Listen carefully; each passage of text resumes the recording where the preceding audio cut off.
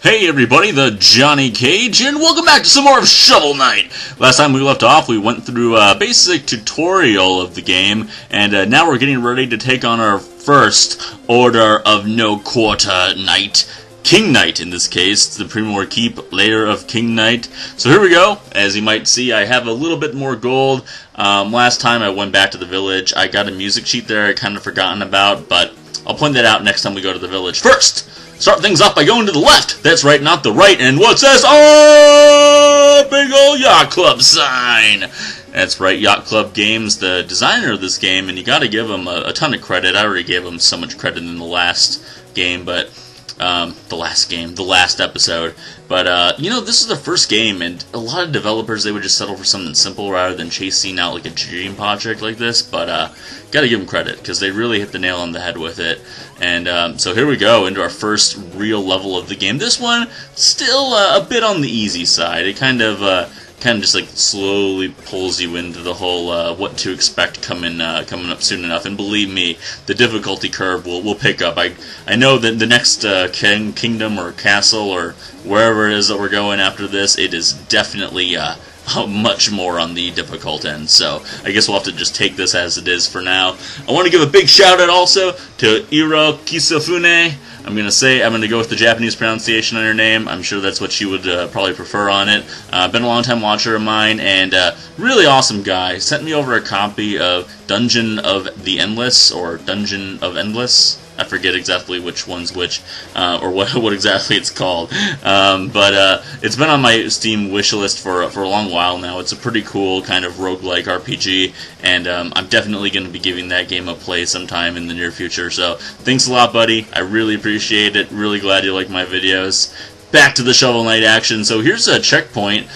We saw these before, but you couldn't break them. This one, oh, you better believe we're breaking it. Actually, that's probably the only one we're going to break, because I'm not nearly bold enough. I'm not like a zesty Cheeto or anything. I'm not that bold. I'm not going to start breaking checkpoints left and right, and that's one thing that this game did really well to kind of break the difficulty curve of it, because I think they knew how difficult it was, and some of these levels have many checkpoints. I think this level has something like 5 checkpoints to it, so yeah. You can break them if you want. Gives you a good amount of gold to use in the beginning of the game, especially. But you know, eventually gold won't be an issue for us regardless. So I wouldn't worry about it too much right now. I did want enough gold to get a particular item in this level that I think you can only buy it in this level. I mean, if you didn't have the money for it, you could come back and replay the level, obviously, but I wanted to make sure that I was prepared for that, so hopefully we got that all good to go. Do a little crazy jump in. Back there you saw that gold guy who kind of looked like a duck. He's your obligatory enemy that you have to wait to kill. Real pain in the ass, but you know, I guess you gotta have them, right? They're a staple of 8-bit games. And this thing's pretty unique, too, this wall that spins around. I think this is the only level in the game that has that. And the first time we came across it, I was like, what the hell am I supposed to do here? And you just stand there, and we'll take you, even if it doesn't seem like it. What's this? What? In the village or out in the field, I have all the deals. You're not gonna believe what I just found in this chest. Want to see? Of course I do. And we get our first magical item, the Flare Wand. Shoots out fiery bolts of doom. It's a wand that shoots fireballs. Watch your magic meter. Watch it indeed. Costs 4 magic for each shot. And as basic of an item as this is, I mean, it just shoots fireballs and all, this is an incredibly useful tool down the road. Just, you know, having projectiles in general is always useful. And I would say of all magical stuff, this is I'm going to put this at number 3, I think, on the list throughout the entire game. And we're getting it in the first real level. So use it often. Use it for, you know, all of your using purchases. And later on, like how we upgraded our health, we'll be upgrading our magic. So right now, it seems a little bit much, costing 4 magic a shot. So we're only getting, 6-7 shots out of it. So yeah, but obviously there's a lot of little blue magic bottles in here, so they do want you to get used to it, play around with it, and I can't blame them. I mean, it's a lot of fun to be able to shoot projectiles. I myself consider myself quite the projectilist. I think basically all I ever play in like this Elder Scrolls series is an archer, and man, when I can get a good projectilist class going, I do love it. Also kind of, you know, takes it back to more of my Mega Man sort of, you know, background, considering they actually have projectiles in that game. But anyhow, you know something that's not Mega Man related at all? I just saw the kind of trailer for this new game called Hatred. And oh my god, is it incredibly dark. But it's just this game where you just mercilessly go around killing people. I don't know if you guys have seen this at all, but if you haven't, check it out. Because as soon as this thing gets caught by the media, this thing's going to blow up like any classic controversial game ever has. Mortal Kombat, GTA, you name it. Because you're just like really going around murdering innocent people who are like crying out for their lives, and it is really like, in a world of desensitization, it really stands out as being something that you're just like, holy crap, I can't believe that this exists. And the rumor mill has it that it's related to some sort of Polish neo-Nazi party as well. They're like the developers of it, which that's bizarre if that is any way, shape, or form true. So I don't know, but check it out, because it's definitely one of those games that, you know, probably won't leave a lasting impact, but definitely you know, something out of the ordinary. It definitely shakes things up a bit. So do a little enemy bouncing here, getting back to the good old games, some wholesome Shovel Knighting. Jeez, unlike all these gun-toting crazy stuff. Although I did see the first-person video footage of the GTA that they're coming out with on GTA. On GTA 4, no, on the PS4.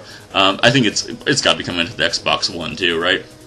But first-person mode, and I gotta say that really looks awesome. I've never been a fan of first-person driving kind of simulators, but obviously, I mean, first-person shooters, they're the bread and butter of a lot of developers nowadays. So it's pretty cool too to see it played that from that perspective. I like that a lot. Let's see if I can get both of these at once here. Oh, nope. Oh, we got royally messed up there. In practice, as I was trying to do that, I could never get both of these, but, yeah, there we go. I'm going to try to get all the secrets along the way. I'll probably fail miserably at some points, because I'm just not amazing at some of this stuff. You know, it's a solid platformer, and I can't blame anything except for myself for not getting every little secret. But I don't know where a lot of them are, too. Like the music sheets. I mean, this game's got some fantastic music that maybe I should crank up a little bit louder in this game compared to others that I play. But, man, does it have one heck of a great soundtrack. So, yeah, I don't know, though. Probably won't get all the music sheets. I don't have all the music sheets in my normal playthrough, so, yeah, kind of goes without saying. But speaking of magic sheets, here we go. Great chance to utilize the fireball magic, too. You know, just the traditional up attack, very Castlevania. And we will see some more Castlevania-like, you know, magical items coming up pretty soon here. But first, the damn book jumping. Oh, this is your first real taste of some serious platforming in this game, and I like it. It's difficult, but I like it. You know, definitely speaks of very traditional, very difficult platformers, and especially this part right here, just having to bounce. And if you keep bouncing on it, it will keep the books around for a while, so you can jump on them. But oh, right there, just deadly. Oh, I'm barely making the grab, like a true Shovel Knighter would. And thank goodness too, because that would have been embarrassing to die, like right at the end too, of all places. Grabs yourself some gold. Watch out for the bombs. Yeah, later on, if you play this in the New Game Plus mode, anything that would be food is replaced with a bomb underneath those silver platters, just to give you an idea of the difficulty of New Game Plus. Not to mention you're taking a lot more damage from your basic enemies here. This guy, I should probably be utilizing the fireball on more often. Oh, jeez, I'm going to take a hit. Oh, well, that's alright. Oh, yeah, he dropped a turkey. We're fine. Alright, leading up to the boss. Oh, everything in my body tempts me to want to break this checkpoint and just have it go in there balls deep, but here we go. An interloper in our midst? Begone from our throne room, knave! Well, he needs more of a king voice. I'm no more an intruder than you. You aren't even a real king. No, but you're mistaken. The enchantress saw me for my fabulously regal self, and now all bow before me. You're not but a decadent dandy. Prepare to taste justice. Shovel justice. Yeah. Silence! So here we are, up against King Knight. He's really basic, and we are off to some fast and furious fighting right now. Try to utilize the fireball as much as I can, just to keep him at a distance, but this guy doesn't really have a whole lot of moves. As you can see, he does those quarter jumps across the screen. He does that big dash right there that can go all the way across the screen that moves very quickly, so prepare yourself for it. And the Arc de Triomphe of his, I don't know if I used that term correctly, but he has horns. that shoot confetti that do damage to you. So, but off the recovery, USA, USA, USA. Shovel Knight has done it again. Able to take out the dreaded King Knight and all of his non-kingliness or something. Whatever. Time for a good old campfire. Relax. Let the body rest. Oh, I could use that myself. I was just having a buddy move yesterday. I'm feeling pretty sore, if I do say so myself. But no catching the falling Shield Knight this time. Just, do your civic duty, put out that campfire, and move right along. Don't know why. No mini game, but oh well, what can you do? Ooh, wait. Speaking of mini games, we may just have one yet. What do we have over here? Something out of Mario 3, it would seem like. So this is, should we call it a taste of things to come? It's kind of just like a mini level in itself. And we'll see a few of these. There are just going to be some of these that are straight up boss fights, or kind of mini boss fights might be the better way of putting it. But right now, this is kind of just a, hey, look at this kind of thing, and this exists, and it's going to be a thing later on, so you better get used to it. Oh. But for now, we'll just take the gold and be on our way, as long as our skeleton man doesn't want to mess with us. 1, 2, boom! Oh, skull! Ricochet! Double ricochet! Oh, that was gold! So glad I got that on tape. Damn good. Alright, so let's go see the Troupple King, but first, a quick stop off in the village. We do have some music sheets after all. You can always tell because the bard will be going crazy. Got 2 music sheets. Wonderful! Let's see here. You found the decadent dandy. You wouldn't believe how many revisions King Knight demanded. He's what we call a nightmare client. Now that I have this music sheet, it doesn't matter. You've all heard it before. No need to go through it again. So down here, I can show you where I got that music sheet that I got off camera too, right here to the left. Knock out this wall, boom, right there waiting for you. But I gotta talk to Apple Kid, Earthbound reference.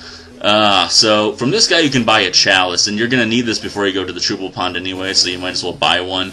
Pretty cheap, only 1,500 a pop. So it stores mythical ichor, and while we're here, we might as well talk to Chester. Hey, blue guy, you wouldn't believe the merchandise I've got for you today.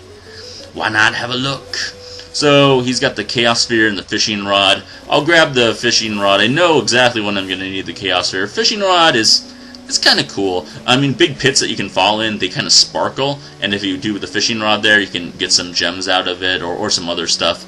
But we'll use it a little bit later on, but definitely not going to be using that one too much. And how do I switch back to the Flame Rod? No. Oh wait, I know, it's select. That's it. Yeah, okay, there it is. Jeez. Stupid game. Select! Whoever uses select! Seriously, that was a very underutilized button in most games, I gotta say. But anyhow, okay, so now we're all set, ready to go. Let's go see Mr. Troupple King and see what he's got for us. I'm gonna let you guys mostly enjoy this, because this is this is a spectacle right here. What kind of voice to give him, though? Japanese man voice, maybe? Who has awakened me? Mortal, dost thou need aid? That doesn't work at all. I sense a triple chalice. I can fill it with magical ichor. It's pronounced ichor. Choose your ichor wisely. So you got 3 of them. Ichor of Renewal, Boldness, and finally Ichor of Fortune. The only one that's really worth it is refills all your health and magic. That does that regardless of how much health or magic you have. So you might as well. Subjects, a new initiate joins us! The ceremony shall commence! And I'm just gonna let you guys enjoy this.